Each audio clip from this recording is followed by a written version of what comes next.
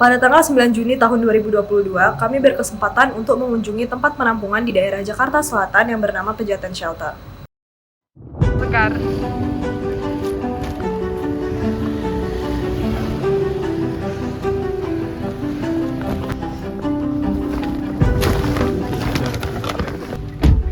Kami berangkat di jam 1 siang. Perjalanan kami tempuh dengan jarak 15 km selama kurang lebih 45 menit dari titik awal, yaitu kos kami di daerah Depok.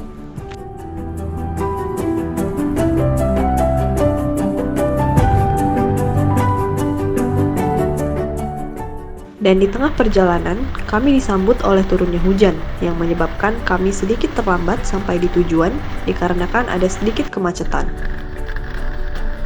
Tak selang beberapa menit kemudian, hujan pun mulai reda.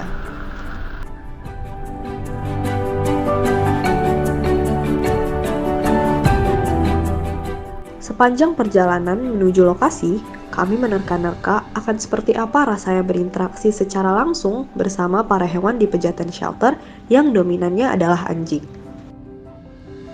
Kami gugup karena tidak mempunyai pengalaman sama sekali. Tapi sebelum itu, kami melakukan beberapa penelusuran untuk mencari tahu mengenai seperti apa Pejaten Shelter, siapa pemiliknya, dan bagaimana sejarah di baliknya. Dan ternyata ditemukan bahwa pendiri dari Pejaten Shelter ini adalah Ibu Susana Somali, dan beliau adalah seorang dokter spesialis patologi klinik.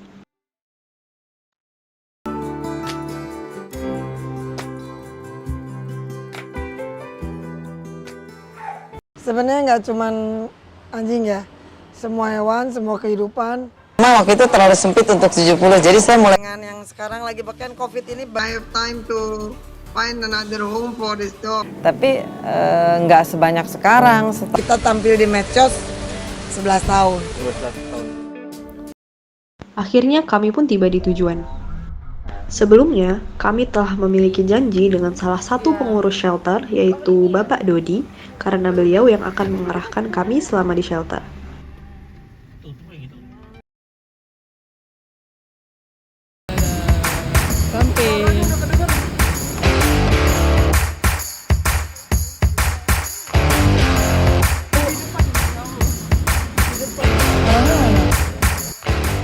Sesampainya di sini, kami disambut oleh salah satu penjaga.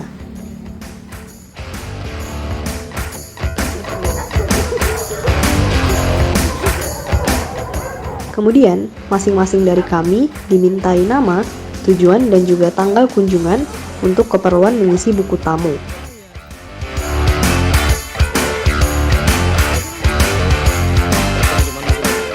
Setelah mengisi buku tamu, kami pun diantar oleh Pak Dodi untuk berkeliling dan melihat seluruh area shelter. Kami juga sempat memberikan makanan untuk didonasikan kepada para hewan di sini.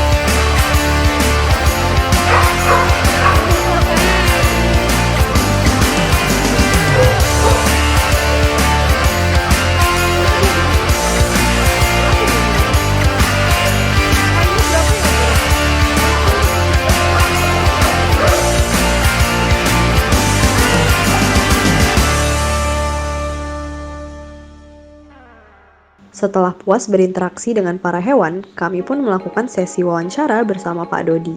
Kalau nama saya Dodi, saya di staf shelter Pejaten. Saya di bagian, kalau bisa dibilang sih cuma hanya sebagai pengawas mereka ya dari para pekerja yang ada di sini. Di Pejaten Shelter kurang lebih dari 2010 sampai 2011. Nah, pada awalnya memang untuk meringankan beban pembiayaan anjing yang sakit dari klinik. Berawal mulai itu baru 70 ekor dengan kondisi anjing yang beberapa ekor dari mereka itu sakit.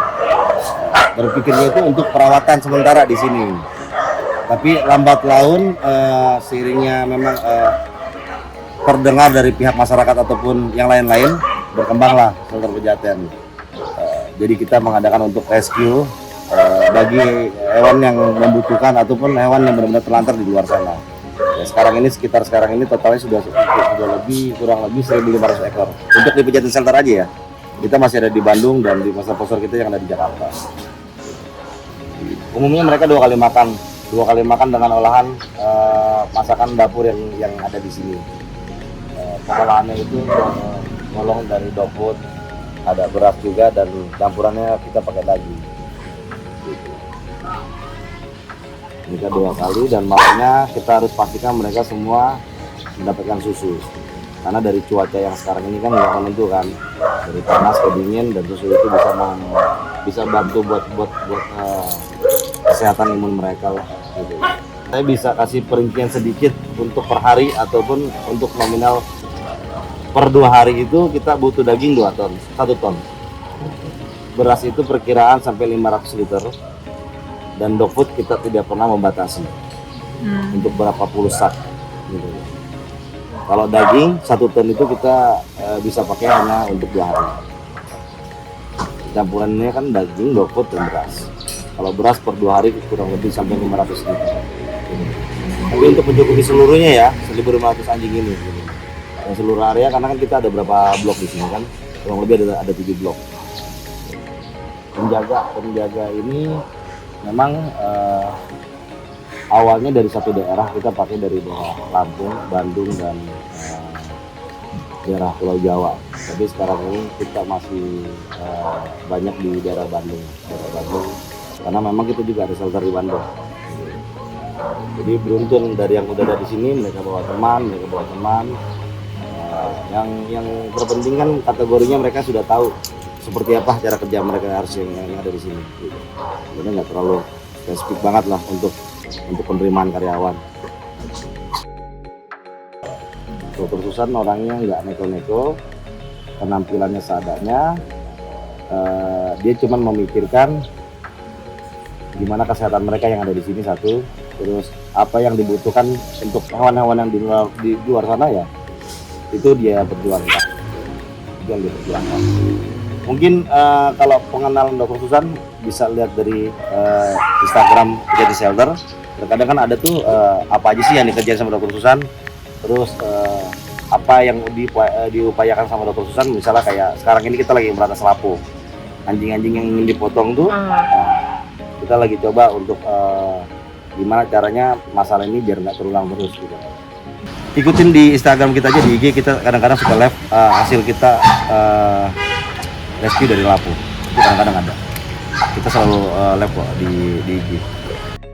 Di awal kedatangan, kami diberitahu sepertinya tidak akan bisa bertemu dengan Ibu Susan, yang mana beliau adalah pendiri dari Pejaten Shelter ini. Namun, ketika kami kembali ke arah pintu masuk shelter, ternyata Ibu Susan telah tiba di sini, sehingga kami juga melakukan sesi wawancara bersama Ibu Susan. Saya sendiri seorang dokter manusia, saya orang spesialis patologi klinik, saya alumni UI juga, RSCM. Terus anak saya 2, kesibukannya ya Pejaten, mengurus pekerjaan asli, diagnosa COVID itu kita semua. Itu pekerjaan sehari-hari. Kalau Pejaten itu kecelakaan, jadi dia berdiri mulai 30 Agustus 2009. Saya betul-betul membuat shelter itu karena kecelakaan. Mau mengirit biaya rawat inap dan mencari waktu yang tepat untuk, jadi waktu itu cari dokternya lebih panjang. Tapi kalau sekarang kan jadi gerakan ya, hampir di daerah tingkat 2 sudah ada keserawannya lebih baik sekarang. kesejahteraan hewan itu udah lebih baik. Nah, targetnya selalu adalah perbaikan undang-undang. Jadi undang-undang keselamatan di Indonesia ini udah ada, tapi tidak cukup baik. Jadi harus ada perbaikan undang-undang keselamatan, dan undang-undang itu boleh silakan di browsing. Negara-negara dengan undang-undang kesejahteraan hewan yang baik itu pasti kejahatan kriminalitasnya rendah. Silakan di browsing, silakan dicari. Sekarang kita lebih familiar mengenai steril, adopsi lebih familiar, itulah perkembangannya. Dari segi medsos, media sosial itu bisa terlihat ya. Sekarang orang berani melapor, berani protes, itu kelihatan semua. Dan anggota DPR, MPR kan pembuat kebijakan di tangan mereka kan. Udah mulai perhatian, udah mulai, itulah kemajuan yang kita bisa rasakan. Kalau dari segi antropologi, apakah semua yang atas nama adat atau kebiasaan itu harus tetap dipertahankan? Bukankah suku-suku asli juga tidak berpakaian? Bali pun tadinya nggak pakai pakaian kan, kemudian oleh Bung Karno dipakein baju, diberi pengarahan pakai baju. Apakah semua yang atas nama adat harus tetap dipertahankan? Seperti memakan hewan-hewan yang bukan ternak? Kan tidak. Sekarang Pak Jokowi buka infrastruktur begitu banyak, jalan-jalan udah banyak, fast food pasti banyak. Apakah betul hewan anjing itu tetap mereka makan? Apakah kucing tetap mereka makan? Apakah musang mereka tetap makan? Kan enggak. Jadi antropologi atas nama, tidak semua yang atas nama adat boleh, apakah harus dipertahankan? Kan tidak. Silakan generasi mudanya memperjuangkan, setidaknya dengan logo kalau tidak suka atau tidak mampu jangan menyakiti. Mulai menggalakkan steril, vaksin, tidak makan yang bukan hewan ternak, ujung-ujungnya perbaikan undang-undang.